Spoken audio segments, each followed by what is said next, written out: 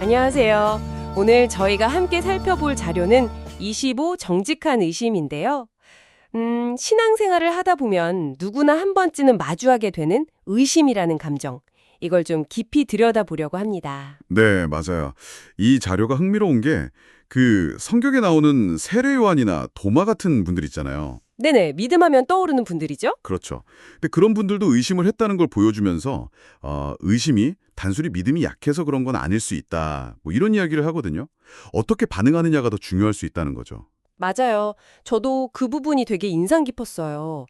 가장 확신에 차있을 것 같은 사람들도 흔들렸다는 거, 그리고 예수님이 거기에 어떻게 반응하셨는지.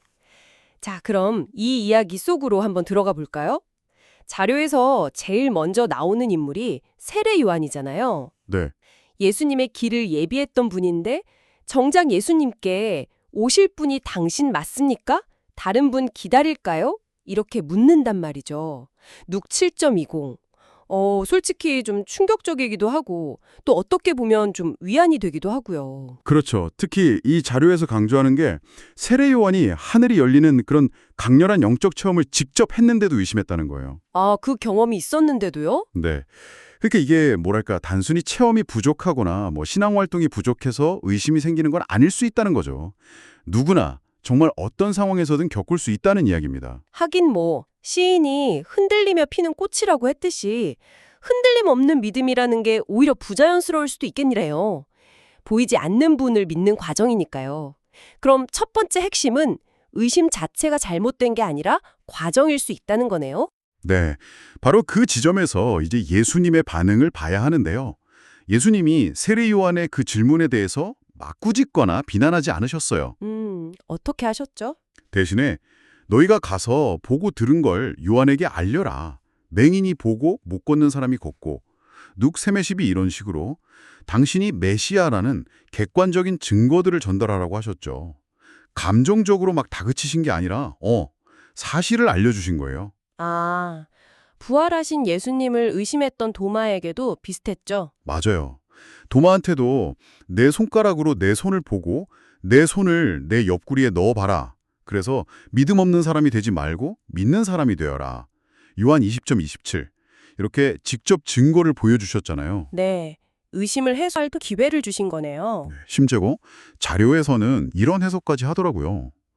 부활하시면 모든 상처가 다 나았을 텐데 예수님이 일부러 도마를 위해서 그 못자국이랑 창자국, 그 흉터를 남겨두셨을 수도 있다고요. 와, 그게 사실이라면 정말 네.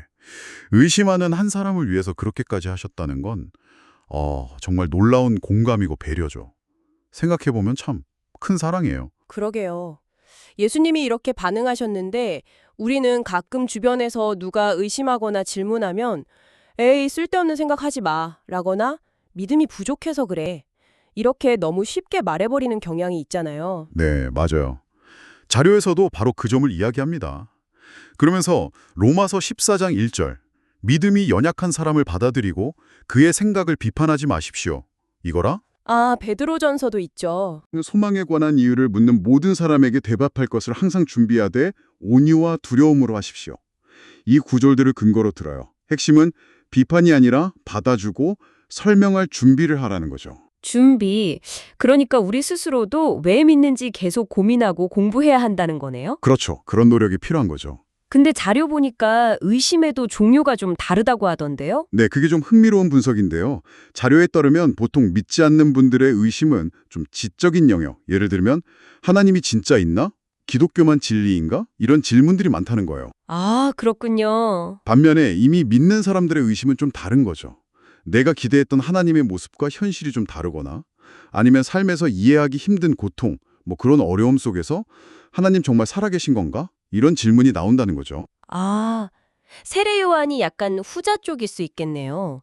기대했던 메시아 상이랑 좀 달랐을 수도 있고, 또 자기는 의롭게 살았는데 감옥에 갇혀 있으니까. 네, 그럴 가능성이 크죠. 원인이 다르니까 당연히 대응 방식도 좀 달라야겠죠. 지적인 질문에는 이성적인 설명이나 뭐 변증 같은 게 필요할 수 있고요. 기독교 신앙이 그냥 맹목적인 게 아니라는 걸 보여주는 거죠. 그럼 고통 속에서 나오는 의심에는요? 그런 경우에는 막 논리적으로 따지기보다는 공감해주고 위로해주고 또 소망을 함께 나누는 게 더 중요하다고 봐요. C.S. 루이스가 고통을 하나님의 메가폰이라고 했잖아요. 그런 것처럼 고통의 의미를 같이 찾아보거나 아니면 폴 브란트 박사의 이야기처럼 고통 자체의 의미를 생각해보거나 중요한 건 판단하기보다 같이 아파하면서 길을 찾는 거죠. 그렇군요. 하지만 아무리 설명하고 위로해도 살다 보면 정말 끝까지 답을 못 찾는 질문이나 고통도 있잖아요. 세례 요한도 결국 왜 자기가 감옥에서 죽어야 했는지 그 답을 듣지 못하고 죽었을 거고요. 맞아요. 그게 현실이죠. 바로 그 지점에서 이 자료가 우리에게 마지막 소망을 이야기해 줍니다. 고린도전서 13장 12절 말씀처럼요. 우리가 지금은 거울로 보는 것 같이 희미하지만 그때에는 얼굴과 얼굴을 마주하여 볼 것입니다. 지금은 부분적으로 알지만 언젠가 하나님 앞에서는 모든 걸 명확하게 알게 될 날이 온다는 약속이죠. 아, 로마서 8장 18절도 생각나네요. 현재의 고난은 장차 나타날 영광과 비교할 수 없다는 말씀. 그리고 요한계시록에 나오는 그 눈물도 죽음도 슬픔도 없는 새 하늘과 새 땅. 개 21, 1에서 4. 이게 우리가 붙들어야 할 궁극적인 답이라는 거군요. 네. 오늘 이 자료를 통해서 우리가 몇 가지 좀 중요한 점들을 다시 확인한 것 같아요. 첫째는 의심이라는 게 신앙 여정에서 어쩌면 자연스러운 부분일 수 있다는 거. 네. 둘째는 중요한 건 의심 자체가 아니라 거기에 어떻게 반응하는가 하는 문제라는 점. 그리고 셋째는 예수님은 비난 대신에 이해와 증거 제시 그리고 아주 기쁜 공감으로 대하셨다는 것. 마지막으로는 모든 답을 지금 당장 알지 못해도 괜찮다는 것.